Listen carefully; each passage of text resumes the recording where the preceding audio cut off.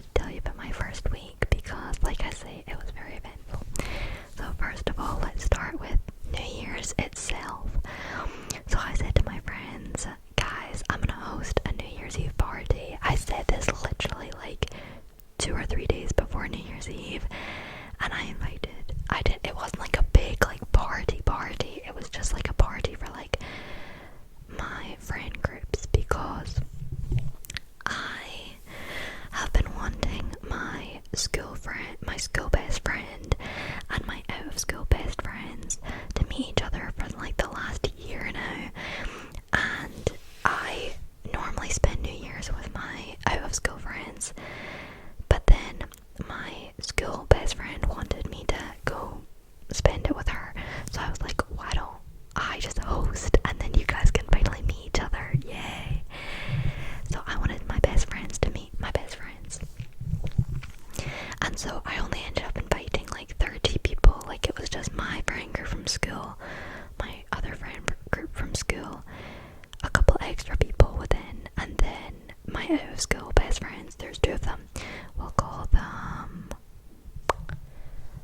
Maya and Millie. There we go. And then my inside school best friend is Julia. Let's call her Julia. So I've been wanting Millie, Maya, and Julia to meet for ages. Millie and Maya were like a trio type thing. So yeah. But I invited like 30 people, and because it was like the week, like it was like a couple days before New Year's Eve, obviously a lot of people had plans already, and so I think it ended up being only like 15 people could come, and because it was such badly organized that I planned it like a couple days before. So anyways, it ended up just being like the 15 of us, which is fine. So I say to everyone, okay, the party's gonna start at like 8. I think it was like 8. And I say to Millie, Maya, and Julia, you guys can come early and like get ready and we can have dinner together. So like they came at like 6. So they arrive at like 6, and I say to them, why don't we not drink alcohol for like at least another hour? Because if we start drinking now, then by the time everyone arrives at like 8 o'clock, we're gonna be drunk, and it probably, I don't know, like it just might not go down well if we're drinking from like 6 o'clock till 12 o'clock at the bells, or literally it's not gonna go well. So I say to them, like, why don't we like just hold back a bit? And they're like, yeah, that's kind of a good idea. So between 6 and 8, before everyone arrives, or actually no, I think people arrived at like half 8, now that I think, but anyway, it doesn't matter. But between when Millie, Maya, and Julia meet to when everyone else arrives, Millie, Maya, and Julia, we have a Chinese takeaway, and then we only have like one can each. Let's just say we have like 1 can, so really not a lot. And if you have ever drunk alcohol, then you know that you really can't get very drunk at all off of 1 can. Like, I don't feel tipsy, it's like no effect. Obviously everyone has different levels of like lightweight, heavyweight, whatever they can take. Everyone has different ranges, but for me anyway, 1 can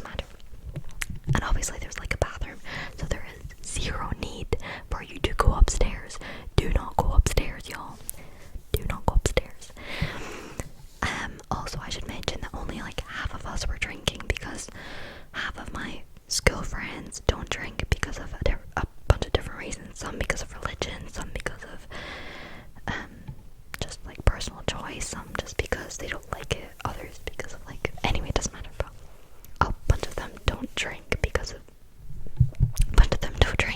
of their own choices. But like I say, me, Millie, Maya, and Julia have drank 2 cans, and now we're on to our 3rd one.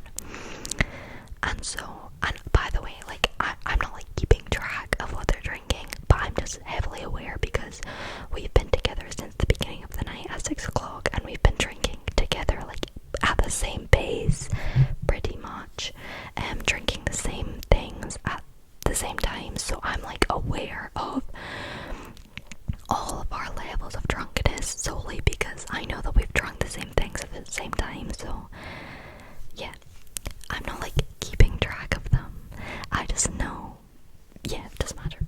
But at this point, we're on like our 3rd drink maybe, and we get out the buzz balls, which I do fear is slightly,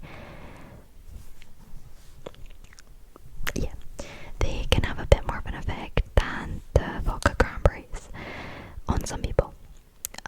So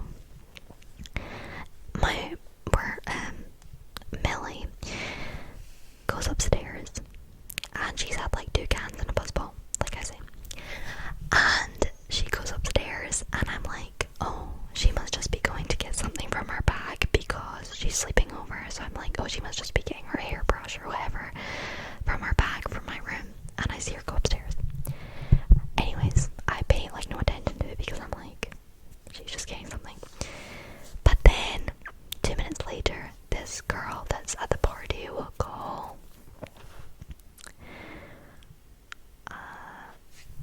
Lucy. Lucy comes to me and she's like, they're sick in your bedroom. And I'm like, what? And she's like, yeah, they're sick in your bedroom. And I'm like, are you actually joking right now? So I go upstairs and it's everywhere. And it is everywhere. Like, it's everywhere. Obviously, I don't want to get into detail because that's disgusting, but it was so bad. So I say to Millie, who is lying on my bed, I say to her, Millie, like, was this you? Not because I'm trying to like blame her, but if my friend is just thrown up everywhere, I want to check that they're okay. Like, my first priority is, do you need any medicine? Do you need a glass of water? Do you need to lie down? Like, or do you feel like you're gonna be sick again? All these sorts of things. So I say to Millie, like, was it you? And she says, no. Girl.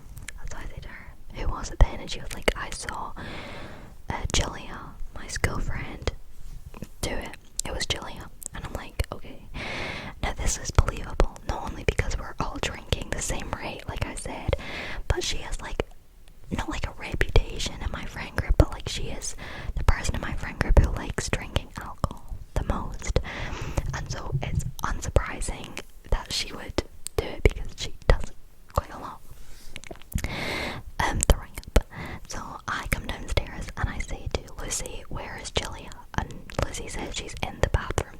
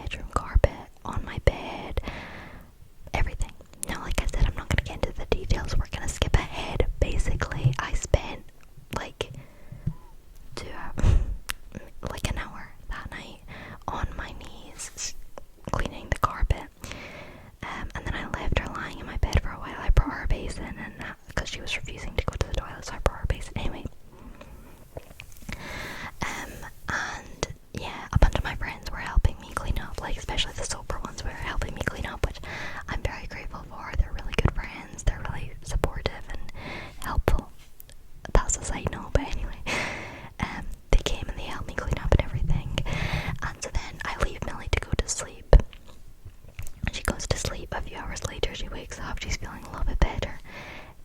Anyways, the point is, she felt better, but she did not help to clean up. So then she went home. Julia, like I said, was being sick in the bathroom, so she went home at like 10 o'clock. She literally went home at 10 o'clock. So she missed the bells and everything, and the countdown. But, I mean, I didn't want her to be sick, so I didn't really mind. She wanted to go home, but obviously, I was excited for her to, like, stay over and everything. So I was a bit disappointed that she had to go home because, obviously, like I did say to them, like, let's start drinking later so that it doesn't end up being the way it was. But obviously I care more about her health and everything, so I was like, yeah, go home, like, do what you have to do. So Julia went home, and like I say, Millie went to sleep. But anyway, the rest of us had a great time. The rest of us at the party celebrated the bells, the countdown, and then at like 2 a.m. people started heading out a little bit and filtering out. And then Millie actually did sleep over, mainly because she was asleep for most of the time. But me and Maya had a great time. We had a great time. So it was so funny. But anyways, and so then the next day, Millie and Maya went home, and I was left to clean up everything. I cleaned up the carpet, which, by the way, is new. I got it like a year ago, and it was expensive. So I cleaned up the carpet. I spent all day cleaning that carpet. I went over it like 3 times with so many different products. I got one of those like massive carpet cleaning machine Hoover things, and I went over it like twice. And then I used a bunch of like carpet cleaning stuff. Like, I was like Cinderella on my knees all flipping day cleaning. I had to throw out all my bed stuff. I had to get a new mattress, a new duvet, new bedding, because it was so wrecked. I had to sleep for a week. The whole of the first week of January I had to sleep with my windows open, and all day I had to leave my windows open because of the smell. I had to leave my windows open for literally a week. A week. It was so bad. I can't even think about it again. It's so bad. So that was how I started off my 2026, which is just fabulous. It turned into a good night though anyway, so I don't even care, but that was just great. So yeah. And then a couple days later, I got a letter through the post saying that I got a £100 parking fine because I don't know. It's such stupid rules though. Like, the place I parked, it's so ridiculous. It's like a money making scheme. Like, it's so bad. They like bait you into doing it just so they can steal money off you. So I was low-key, I was gonna try appeal it and be like, well, this isn't really my fault, like, it's your fault and your rules, like, stop trying to scam me. But they were like,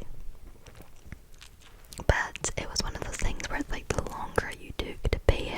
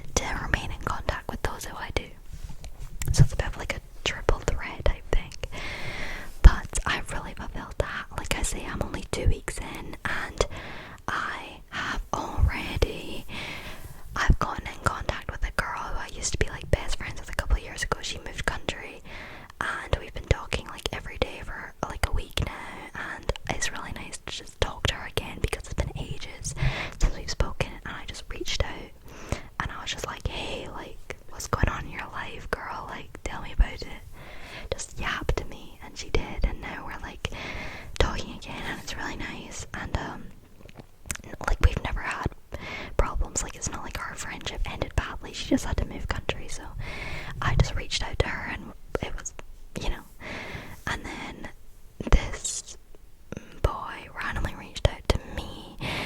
It's like one of those things, it's like the domino effect, where like when you do something for someone else, they do it for you, or like when you do something for someone, they do it for someone else, you know what I mean? It was like that. So like a day after I got in contact with my old friend, this boy who I used to be friends with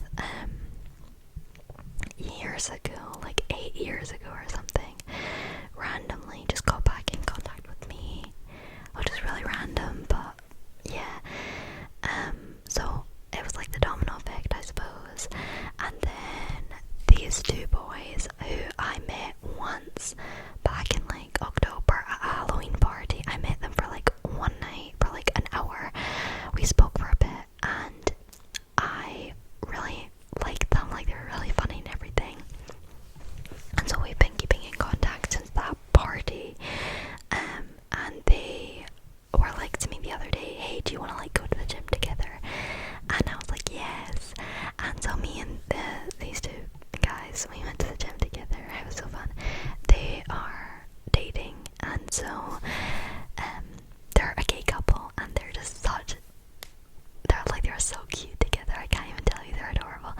So we went to the gym together. It was so fun. Then we went out for like dinner, and it was just such a good time. And I think it really reconfirmed my New Year's goal of just trying to stay in contact with those people who actually I really click with, because too often I feel loyalty to people who I don't click with solely because I've been friends with them for a certain amount of time, or because of certain circumstances. I feel like I owe being friends with them, like I owe it to them to be in contact with them. But when I really think about it, I don't owe anyone anything, and if it's hindering my happiness, you know, like why would I stay in contact with someone like that? So yeah, over the past couple of weeks in the new year, I've been getting back in contact with those people who actually mattered to me at one point in my life, and who I want to remain in contact with going forward. And then those who I don't, I haven't like cut them off, that's not fair, like I haven't ghosted them or anything like that, no, but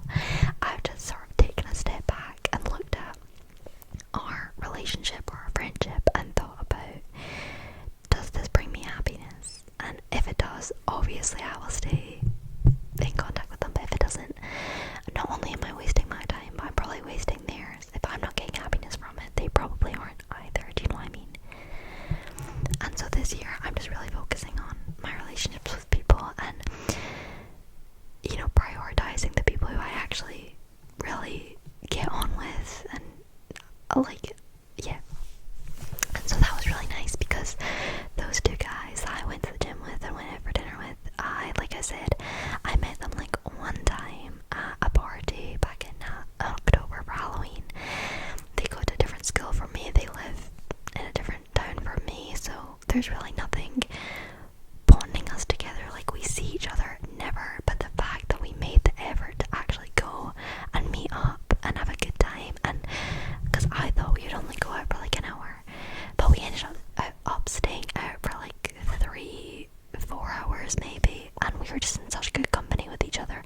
And I think that speaks so much to me, that you don't have to have known someone for a certain amount of time, you don't need to meet up with them constantly.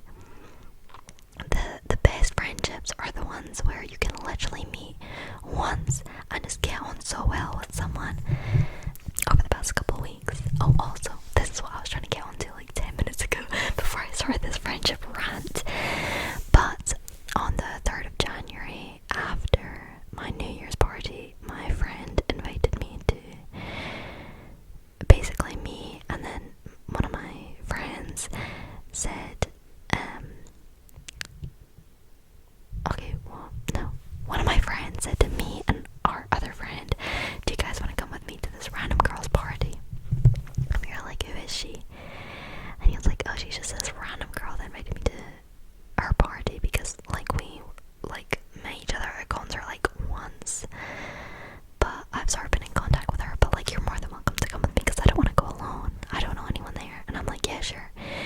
So I pull up to this party, and like I say, I know one person there, well, 2 people there technically.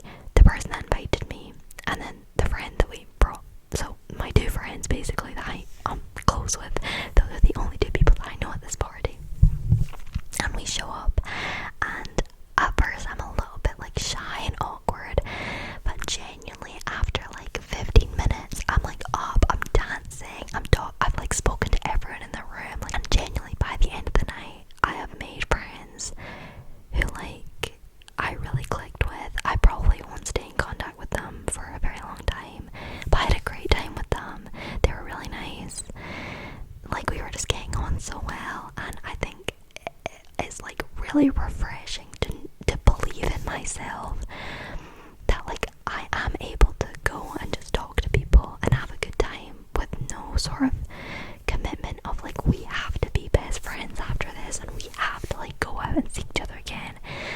Like that's like there's no sort of